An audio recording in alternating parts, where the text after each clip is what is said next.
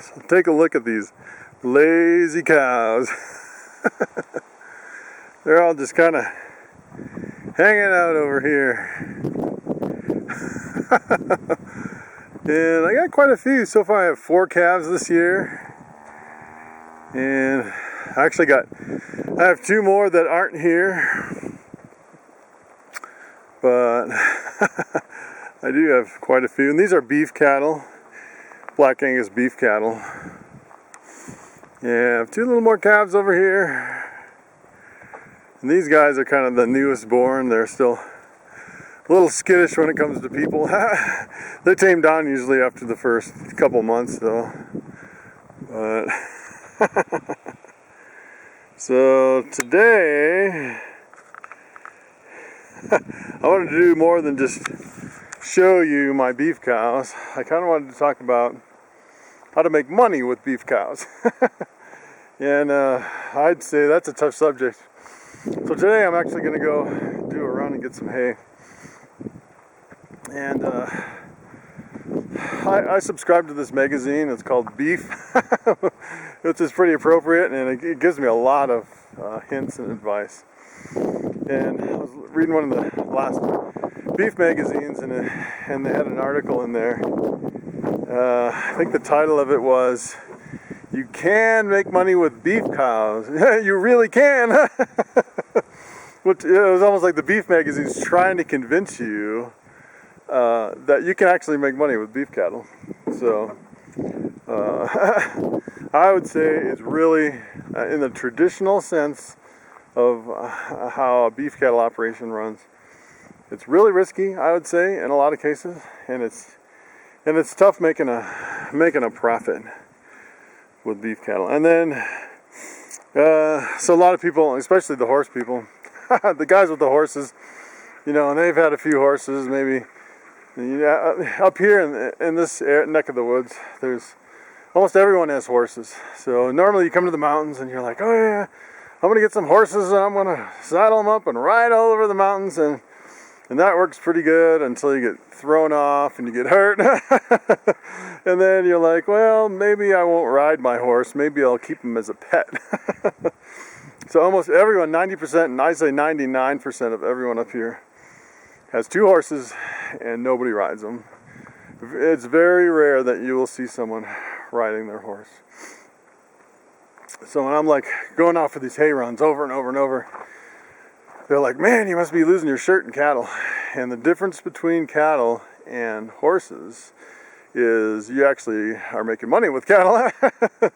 So how do I make money with cattle? So basically what I do, so here I'll show you the starting product in this business adventure of mine. So this is the starting product. This is what I start with. And it's hay, which is just basically grass. And what a rancher does is he's in the business of converting grass to beef. So when you go to a restaurant and you got a slab of beef on your plate, you get your ribeye, your T-bone steak. Basically, a rancher converted grass to beef. And these are beef cows, and mine are extremely friendly. I have yet to find someone who has a cattle operation like I do. So my cattle operation is completely different than everyone else's. These guys are so friendly. It's unbelievable. This girl actually used to be a 4-H cow, and then this one was one of my first calves, and the first ones are always real friendly. So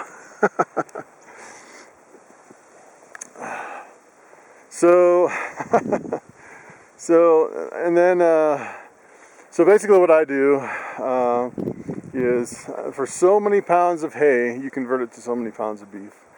And as I'm feeding these cows, they all get heavier and heavier and heavier. And they'll continue to get heavier for usually 5 or 6 years at least. And they grow at a rate of about 100 pounds per month per cow. And it's pretty easy to figure out based on the weight gain if you're coming out ahead or breaking even. So, you know, at $5 for 50 pounds of hay, I pretty much break even. If I can find it cheaper, then I come out ahead. And it really depends on beef prices. When I first started in cattle, beef prices were almost triple what they are now. Which means that if they go back up, then if hay goes to $15 a bale, I'll be breaking even, and anything below 15 I'll be making a profit. And that's kind of where I started. So you're kind of at the mercy of markets if you're looking just at the hay prices and the beef prices. So in addition to all my cows gaining weight day after day, week after week, month after month, I also have another product, and that product is the calves. So typically in a cow-calf operation, the calf is the final product.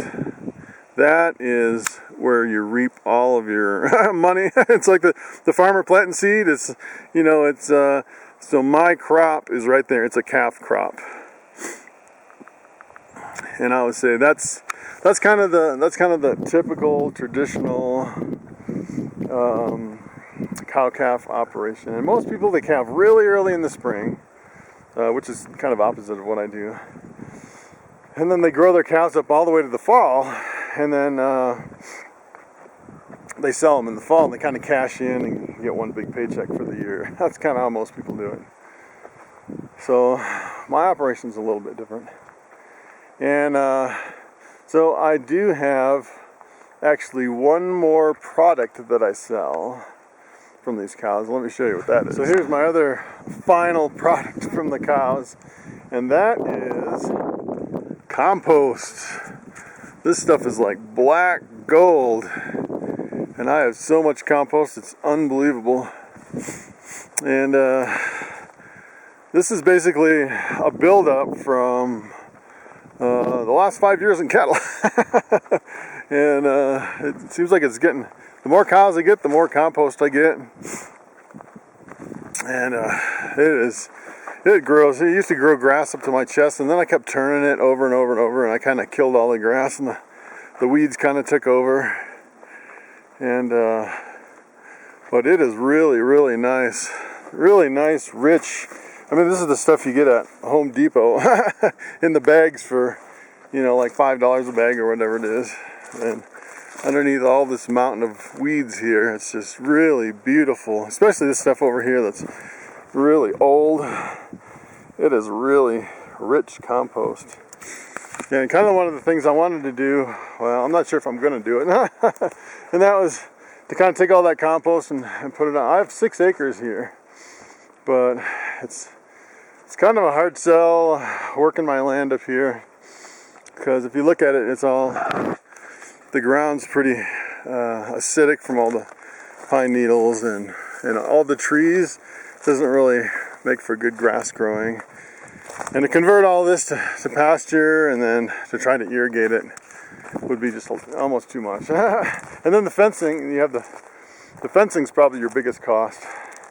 And then even if I fenced the whole thing in, say with barbed wire, which is your cheapest fence, then I'd have the problems with the mountain lions and the bears getting my calves. And you know, you lose 2 or 3 calves in a year, and there goes pretty much everything for a small herd. So I was watching this short little video on YouTube, and they're going down the economics of cattle ranching, and they said here in Colorado, if someone gave you a multi-million-dollar ranch with all the equipment, a couple hundred cows, you paid yourself $30,000 a year, you'd have a hard time breaking even. So just think, trying to start out. They said trying to start out and buying the ranch and the cattle and the equipment, it's impossible. They said every cattle rancher has a trick, and I actually have a few tricks. Actually, believe it or not, when I first started cattle ranching, I was buying and selling hay, and there's good money buying and selling hay. And you get to the point where you're making so much money that you're like, forget these cows, I'm just going to be a hay broker.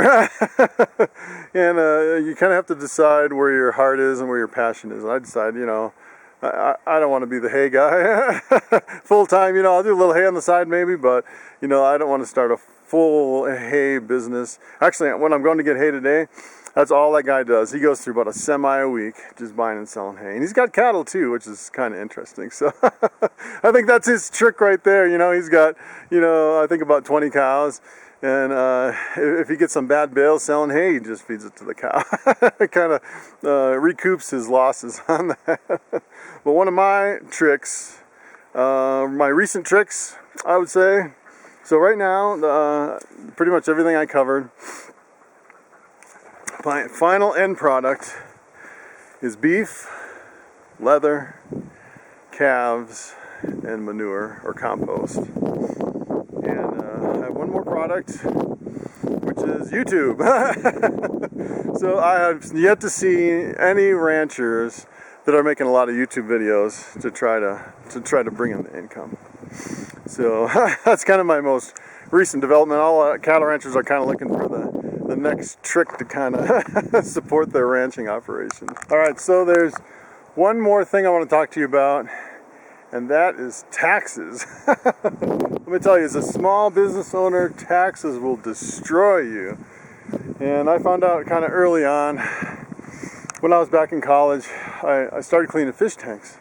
There's really good money cleaning fish tanks. I was making anywhere from $30 to $100 an hour cleaning fish tanks. And the overhead's real low, and you don't really have any expenses, so most of it is all profit, which is pretty incredible. So I decided, I'm gonna make this a real business, and I got a business license, and a tax ID number, and bank account, aquarium maintenance. And then at the end of the year, I made like $10,000. And the government wanted half of it, $5,000. I just couldn't believe it.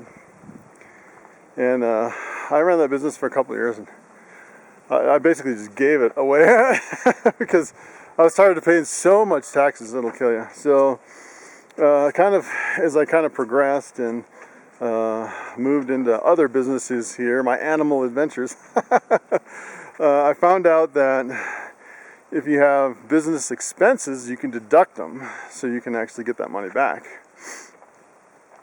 So when I buy hay for these guys, at the end of the year, believe it or not, I'm getting half of it back.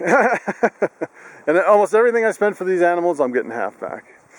And this year at the reptile show, when I go in, I'm expecting to sell a lot of snakes in the 3 shows. So for example, if I made $20,000 at that reptile show, and I didn't have any expenses, the government would want $10,000 at the end of the year. As a matter of fact, they would want it in quarterly payments. And if I didn't make quarterly payments, they would fine me for not paying quarterly. So you kind of have to time your investments with your income. So if you kind of notice this year, I bought a bunch of hatchling racks and a bunch, kind of invested in a lot of equipment, and that's because all that stuff I'm getting back money at the end of the year because it's a business expense. It's almost, if you think about it, that it's almost like you're on a shopping spree and everything's 50% off because you're getting 50% back. And if you don't spend the money, then the government's going to take it. And I think the government kind of forces you to invest in your business and expands it and boosts the economy. And I think they had good intentions when they actually put that together. And what I did is I actually, instead of just having these cattle separate, because it's hard to make money on cattle. So if I have a business loss on my cattle, I get basically half of it back at the end of the year. And you get half back until your expenses equals your profits. So for example, if you had $10,000 in profit and $10,000 in expenses, it would help you tax-wise, but anything else that you spend, you're not getting any tax advantage. So you kind of have to watch your balance there. And so for these cows, what I'm actually doing, just holding on to all these cows and calves is I'm buying hay and converting it to beef. And 100% of my hay this year, well, I sold a couple calves, but not a whole lot. So almost all the hay is tax deductible, and I'm getting 50% of it back. And the problem comes was when like if I had a year where I decided to sell all my cattle, and then I'd have a tax problem. And then you see these guys on YouTube, you know, and they start making millions per year, and you see them driving, you know, Lamborghinis and Ferraris, and a lot of them just pack their bags and they travel the world all over. And you're like, what are these guys doing? And it's a tax advantage. So everything they spend, it's basically half price. It's all tax deductible. You know, this Ferrari is a prop in my YouTube video. So you can write it off, and it's pretty incredible how the whole tax system works. And right here, I have actually a lot of products on the ranch here. So I have, you know, my cows, the calves, the beef, the leather, the manure, snakes, the hatchling ball pythons that I'm selling, the duck eggs that I sell on the internet, and there's just a whole bunch of stuff. My puppies, so all that stuff is making money, and you have to find deductible expenses. And the best deductible expense is investing in something for your business that'll expand it or improve it and help you in the long term. So, so basically right now, most of these cows are a tax deductible shelter. And look at this poor bull. He's pretty sore from fighting over these girls. He can hardly walk. Poor guy. Poor T-Bone. And most of them right now actually are props on my YouTube videos. So, so it's kind of hard to put a price on something like that. So I'm going to make a quick hay run here. I'll show you a couple clips of that, and then we'll wrap things up. So if you haven't seen this before, this is basically the poor man's way to unload hay. So I don't have a tractor yet. So what I do is I hook a big bale up to this rappelling rope up to a tree, and then I just drive forward and it comes off on pallets. And maybe one year when I have a tax problem, I'll buy a tractor to offset my income. All right, piece of cake. I'm always worried about these bales falling over. So I'm actually going early for hay, and I was down to just one bale. It'll last until probably a week from today. I usually go through about a bale a week, which is next Sunday, which is actually the reptile show. So I don't want to be in the middle of the show and then out of hay. So that's why I'm making an early run this time.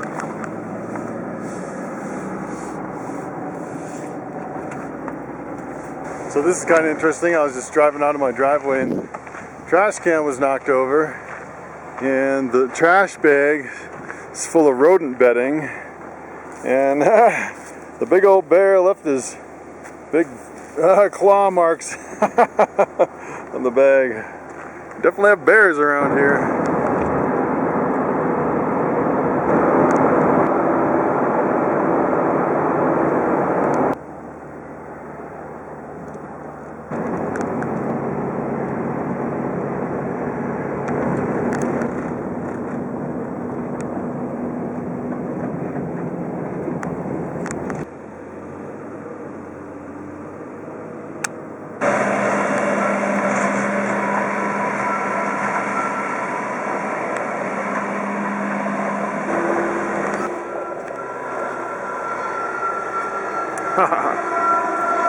I didn't know that thing would carry 2 bales at once.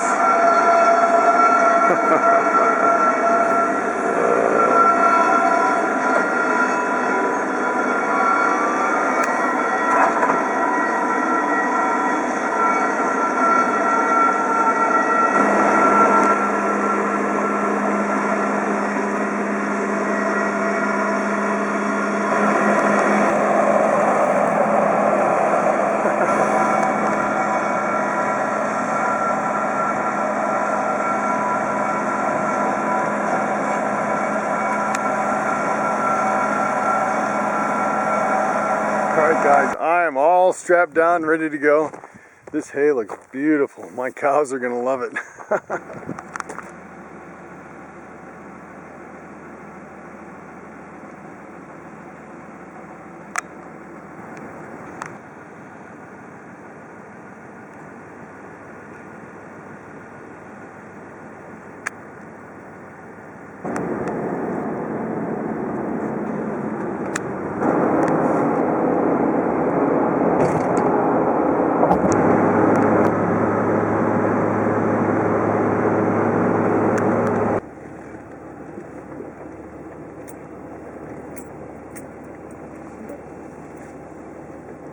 Alright guys, so I have this hay tucked away in my barn here, and that kind of gives you an overview of how I'm working the cattle into my operation here.